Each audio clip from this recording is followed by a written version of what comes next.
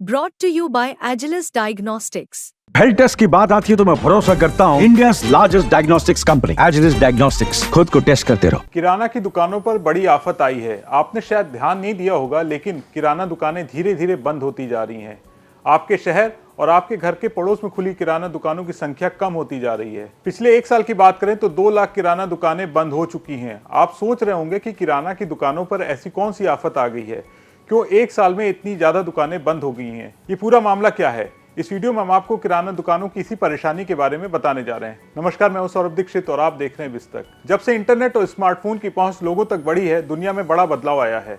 भारत में quick commerce तेजी से फैलने के साथ लोगों की खरीदारी करने का तरीका भी बदल गया है। जोमैटो, स्विगी और जेप्टो जैसी कंपनियां 10 मिनट में पड़ोस के गोदामों से सामान की डिलीवरी कर रही हैं। ये कंपनियां दूध, चॉकलेट से लेकर आईफोन तक बेच रही हैं। इन कंपनियों ने सीधे सीधे किराना दुकानों और इस सुपरमार्केट की बिक्री पर असर डाला है। बस इसी का असर पिछले कुछ महीनों में देश भर में करीब 2 लाख किराना की दुकानों पर पड़ा है और ये दुकानें बंद हो चुकी हैं। अखिल भारतीय उपभोक्ता उत्पाद वितरण संघ यानी AICPDF की हालिया रिपोर्ट में बताया गया है कि क्विक कॉमर्स के तेजी से बढ़ने के कारण करीब 2 लाख किराना दुकानें बंद हो गई हैं। इन प्लेटफॉर्म के तेजी से बढ़ने का सबसे ज्यादा असर महानगरीय क्षेत्रों में देखने को मिला है। इसके बाद टियर 1 शहरों में 30% और टियर 2 और टियर 3 शहरों में 25% किराना स्टोर बंद हुए हैं। आंकड़ों के मुताबिक देश में करीब 1.5 करोड़ किराना की दुकानें हैं। इनमें से करीब 1 करोड़ दुकानें टियर 2 और छोटे शहरों में हैं।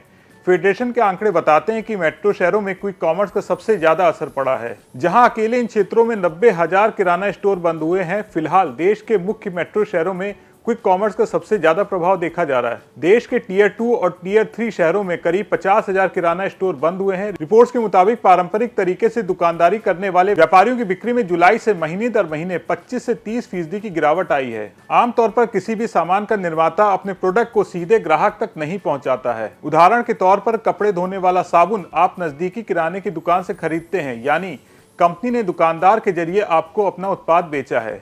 लेकिन मीडिया रिपोर्ट्स के मुताबिक ग्राहकों को सीधे उत्पाद बेचने वाली कंपनियों ने ऑनलाइन या ई कॉमर्स प्लेटफॉर्म के जरिए पिछले साल के मुकाबले 250% से ज्यादा त्योहारी सीजन में बिक्री की है। यानी साफ है कि ऑनलाइन प्लेटफॉर्म बड़ी कंपनियों को सीधे ग्राहकों तक पहुंच बनाने में मदद कर रहे हैं, जिससे पड़ोस के दुकानदारों की भूमिका पर असर पड़ा है। फेडरेशन के मुताबिक इस साल किराना स्टोर्स पर ग्राहक आधे हो गए हैं। अब all India consumer product distributors federation ने देश के छोटे खुदरा विक्रेताओं के हितों का ध्यान में रखते हुए नियम बनाने की मांग की है।